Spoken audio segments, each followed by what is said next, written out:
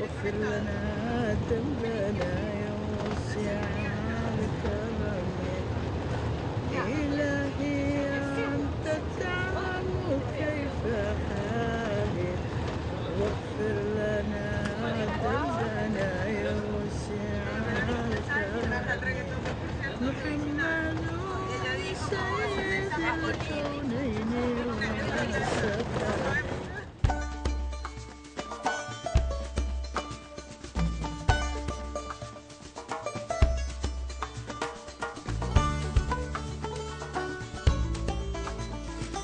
A learning route is basically a tool to learn through a journey. So it's a journey in which the different stakeholders or local actors involved in one practice related to rural development share their knowledge with a group of participants that are called the ruteros in order for them to get a grasp on different lessons and innovations that have a scaling up potential and that can also be applied in their home institutions, countries or communities in order to improve some of the aspects of their actions. This learning route is indeed a concrete example of jointly initiative between FAO and IFAD with the very efficient support of PROCASUR.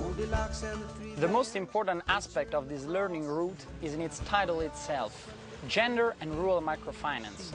It is not only rural microfinance technically, but it has also a social aspect, empowering women.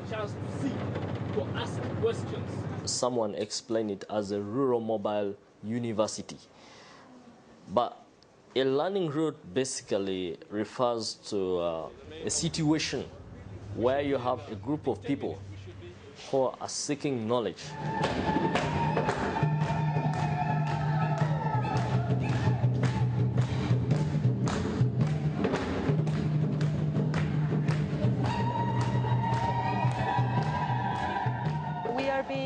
Hosted by 4 main case studies. The idea is that we're going to see some of the services, products and new approaches that they have developed to mainstream gender in their services. The knowledge has been trickling in from the north coming to the south. It has been observed that even in the south, there is knowledge which can be taken up to the north or anywhere.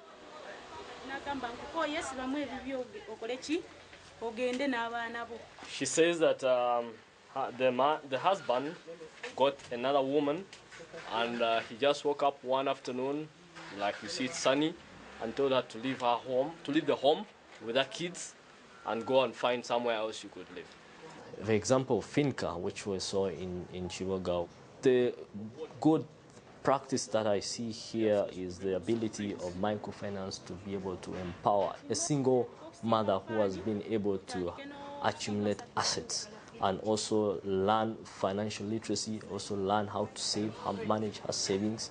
And she has been able to build a home with support from funds from Finca as well as support from funds from friends.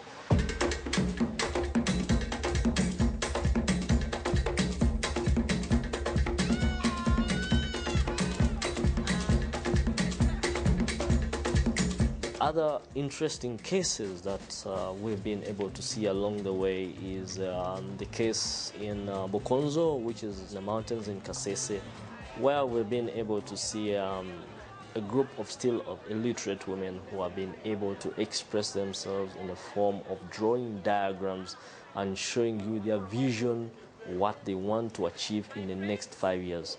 My friend, her name is Teddy. Her symbol is avocado. She likes it because it is her source of income. She plants avocados. We have 102 volunteer trainers whom they have managed to train 2,717 community members who have achieved the methodology. I'm a teacher by profession. I'm just about 3 years old in the organization. In our area, there are so many things that really were not happening. The decision-making of women organizations, formal education for girl children. Most of the community members were illiterate. And even you would find that they wouldn't say, they wouldn't write, they wouldn't be able to count even the money that they would get when they go to market. These people had to develop their own symbols to present money, to present visions, to present anything that they like. This is my vision. I hope that in 2011, my house will be shining like this one. There will be power. I will be having my children with nursing. I will be having animals, bananas, then coffee, and also water tank.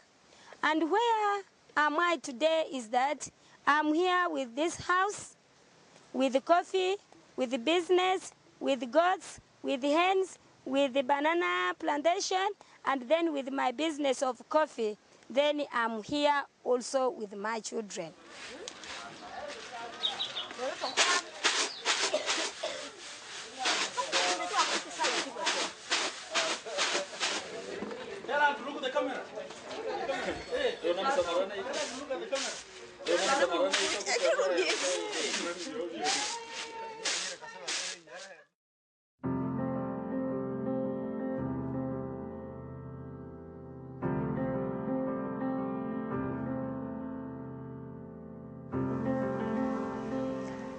The learning route methodology is excellent in many ways. I think the biggest advantage is that we are learning. It offers an opportunity to learn from the real practitioners. What we've also seen is that women lack a lot of experience in leadership positions. So although there's a big participation of women in the groups that we visited, like 60, 70 or 80%, still they often are not taking place in the board of directors as chairpersons or secretaries or accountants. And that is also a lack of experience, and if they never get that experience, they can never advance towards those roles.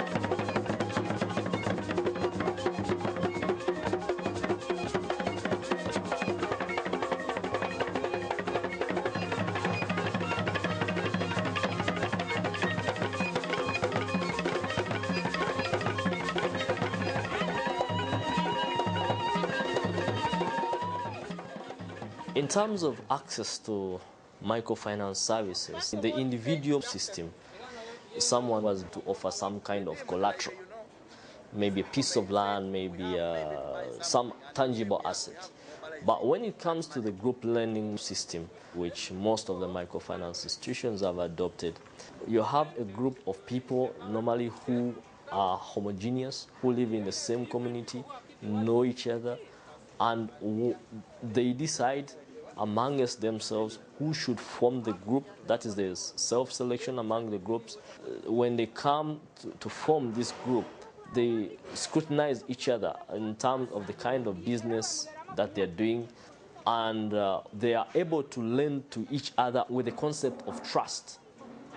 The most important thing is the social capital, where people are able to bond with each other and also they are able to network with each other. Everything you have to watch, it is dramatized. And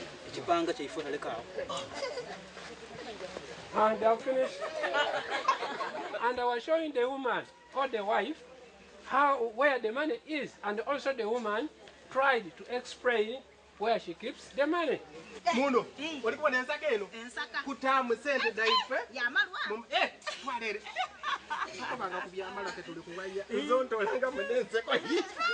These clusters have been in Success Microfinance for a period of 8 years. It has seen some women grow and progress from small scale to big scale. Today we are going to be visiting women who are making wine. We shall have the capacity of visiting women who have poultry farms, who have agricultural farms, all of which they have generated the money from Success. Before where success came. Some of us, we didn't have houses, but now we have our own houses. We didn't have businesses, but now we are having businesses. Children maybe they would be there in the village or stealing or being street kids, but now you can have some money and pay the school fees. Let's get over here. Let's get over here.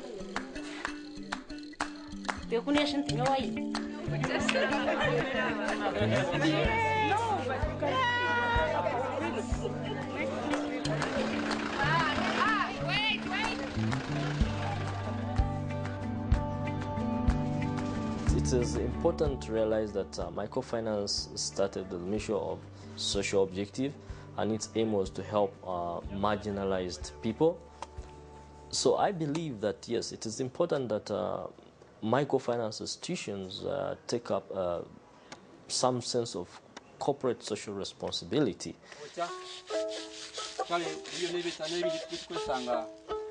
En esta visita nos han dado la oportunidad de plantear un plan de innovación para mí y para lo que espera mi institución de esta ruta. Me parece fabuloso. ¿Por qué? Porque hemos podido recoger algunos insumos, herramientas, experiencias y también un sentimiento colectivo de que hay que innovar. In Guatemala, there we have to develop a strategy for the 20 organizations of coffee producers that are certified by Fair Trade Labeling Organization, and there I would really like to use this tool of the vision of their future.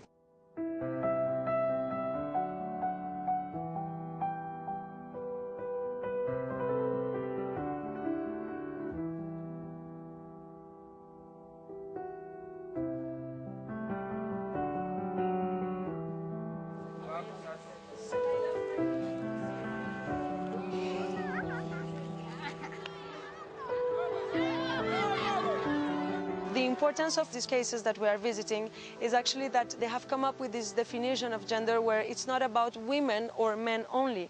It's about an equality between the sexes and between the genders that actually enables them to establish a more equilibrated relationship. Esa es la verdadera política pública que pueda hablar de género e inclusión. No solo es de poner a la mujer adelante o si está más atrás, empujarla por adelante. Creo que hay que fortalecer un liderazgo genuino, un liderazgo que comparte, que acompaña, que enseña y que a la vez puede delegar cosas. Y ese liderazgo tiene que ver siempre con conversar con el otro, ¿no? El socio, el ahorrista o el que saca el crédito, sentarse y conversar con el otro. Entonces, ese diálogo no hemos sentido que haya habido en la ruta, ¿no? Entre los casos que hemos visitado. Whoever has a challenge as a woman should not lose hope, should always know that change will come, but struggle for sensitization and attending seminars, then change will come.